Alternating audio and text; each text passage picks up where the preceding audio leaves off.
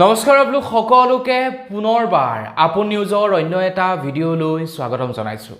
যিসকল লোকৰ ration card আছে তেওঁলোকৰ কাৰণে এটা বিৰাটেই ভাল খবৰ ওলাই পৰিছে। আপোনালোকৰ বাৰু ৰেচন কাৰ্ড আছে নে নাই কমেন্ট সেকশনত জনাবচোন। মোৰ বোধেৰে মোৰ ভিডিঅ' যিসকলে চাই প্ৰায় সংখ্যক লোকৰে ৰেচন কাৰ্ড আছে, প্ৰায় সংখ্যক লোক মধ্যবিত্ত মানুহ।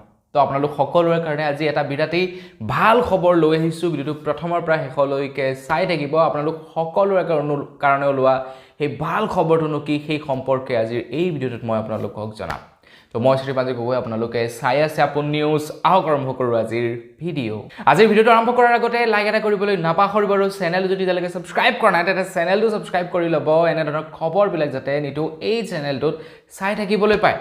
আপোনালোকৰ নিশ্চয় ৰেচন কাৰ্ড আছে। তো ৰেচন কাৰ্ড যদি আছে তেন্তে আপোনাৰ কাৰণে এটা বিৰাটেই ভাল খবৰ ওলাই পৰিছে। আপোনাৰ পৰিয়ালবৰ্গৰ কাৰোবাৰ যদি ৰেচন কাৰ্ড আছে শীঘ্ৰেই তেখেতলোকলৈ এই ভিডিঅ'টো শ্বেয়াৰ কৰি দিয়ক, কিয়নো কেন্দ্ৰ চৰকাৰৰ ফালৰ পৰা ৰেচন কাৰ্ড থকা সকলৰ কাৰণে এটা ভাল খবৰ ঘোষণা কৰি দিছে। যিসকল লোকে বৰ্তমান সময়ত KYC কমপ্লিট কৰিলে, আপুনি যদি আধাৰ কাৰ্ড জমা কৰি আপোনালোকে ফিংগাৰপ্ৰিণ্ট দি যদি KYC কৰিলে তেন্তে আপোনালোকৰ কাৰণে ভাল খবৰ ওলাই পৰিছে। KYC মোৰ বোধেৰে প্ৰায় সংখ্যক লোকেই এতিয়া কৰি কমপ্লিট কৰিছে, কিয়নো KYC নকৰিলে ৰেচন নিদিয়া হৈছে। যিসকলে KYC কৰিছে তেওঁলোকে ৰেচন পাই আছে। তো আপোনাৰ ঘৰত যদি 10জন মানুহ আছে আৰু 10জনেই যদি ৰেচন এতিয়া পাই আছে, ডেট মিনছ আপোনাৰ KYC কমপ্লিট হৈছে। আপোনালোকে KYC অলৰেডি কৰি পেলাইছে, তাৰ কাৰণে আপোনালোকক 10জন ব্যক্তিৰ 10জনকেই চাউল দি দিছে। তো আপোনালোকে যদি KYC কমপ্লিট কৰিলে তেন্তে আপোনালোকৰ কাৰণে এটা বিৰাটেই ভাল খবৰ ওলাই পৰিছে, কিয়নো ঘোষণা কৰিছে ডিপাৰ্টমেণ্ট অফ ফুড পাব্লিক ডিষ্ট্ৰিবিউশ্যনৰ তৰফৰ পৰা।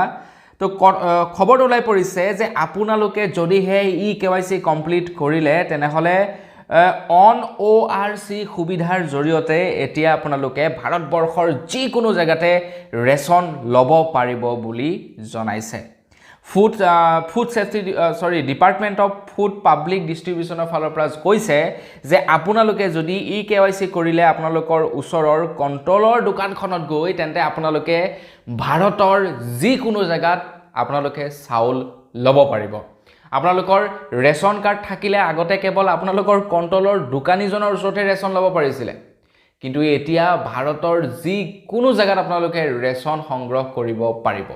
আগতে এনেকুৱা হৈছিলে যে আপোনালোকৰ নাম আছে এটা কণ্ট্ৰলৰ দোকানীৰ ওচৰত, আপোনালোকে ইটো কণ্ট্ৰলৰ দোকানীৰ ওচৰত চাউল ল'ব নোৱাৰে। কিন্তু এতিয়া কি কৰিছে যে ভাৰতৰ যিকোনো জেগাত আপোনালোকে চাউল ল'ব পাৰিব। যিকোনো জেগাত আপোনালোকৰ ঘৰৰ কোনোবা যেনিবা কাম কৰি আছে বেংগলোৰত, হায়দৰাবাদত, তাত চাউলৰ দাম যেনিবা ঢেৰ, তাতে চাউল পাবলৈ বহুত টান। তো ঘৰত আকৌ কি হৈছে, ঘৰত খোৱা চাউলকেইটাতো মানে থাকি গৈছেই, যিকেইটা চৰকাৰৰ পৰা দিছে, লগতে খেতিৰ ধান বোলে খাওঁতাই মানুহ নাই। তো তাত আপোনাৰ ল'ৰাজনে য'তে কাম কৰিছে তাত তেখেতৰ আধাৰ কাৰ্ডখন দেখুৱাই তেখেতে চাউল সংগ্ৰহ কৰিব পাৰিব। তেখেতৰ ভাগৰ যিটো চাউল সেই চাউলটো তাতে তেখেতে সংগ্ৰহ কৰিব পাৰিব। কাৰণ আজিকালি প্ৰত্যেক ব্যক্তি বিশেষে চাউল প্ৰদান কৰে। প্ৰত্যেক ব্যক্তিৰ প্ৰতি আজিকালি 5 কেজিকৈ চাউল প্ৰদান কৰে, হয়নে নহয়? গতিকে 5 কেজিকৈ চাউল ল'ব পাৰিব আপোনাৰ ল'ৰাজন য'তেই নাথাকক ভাৰতৰ। কলকাতা, হায়দৰাবাদ, দিল্লী, মুম্বাই, বেংগলোৰ য'তেই নাথাকক তাত তেখেতে 5 কেজিকৈ চাউল ল'ব পাৰিব তেখেতৰ আধাৰ কাৰ্ডখন দেখুৱাই। কিন্তু তাৰ কাৰণে KYC কৰি থ'ব লাগিব। যদি KYC কৰা নাই তেতিয়া কিন্তু নাপাব। আৰু KYC যদি এতিয়ালৈকে কৰা নাই কিবা কাৰণবশতঃ, তাতো এটা ভাল খবৰ হৈছে কি যে তেখেত য'তেই আছে তাতে KYC কৰিব পাৰিব। এইটো এটা বিৰাট ভাল খবৰ। তেখেত যদি আছে হায়দৰাবাদত, তাতে তেখেতে ৰেচন কাৰ্ডৰ নাম্বাৰটো আৰু আধাৰ কাৰ্ডখন লৈ গৈ KYC কৰিব পাৰিব। গতিকে ভাবকচোন কিমান এটা সুন্দৰ ফেচিলিটি দি দিছে। আগতে আপোনাৰ গাঁৱতে থকা 2জন কণ্ট্ৰলৰ দোকানীৰ পৰাও আপোনালোকে কণ্ট্ৰল ল'ব নোৱাৰে, চাউল পাতি ল'ব নোৱাৰে, ৰেচন ল'ব নোৱাৰে। বোলে মোৰ বিমল দাৰ ওচৰতহে নাম আছে, মই ৰমেন দাৰ পৰা চাউল ল'ব নোৱাৰিম।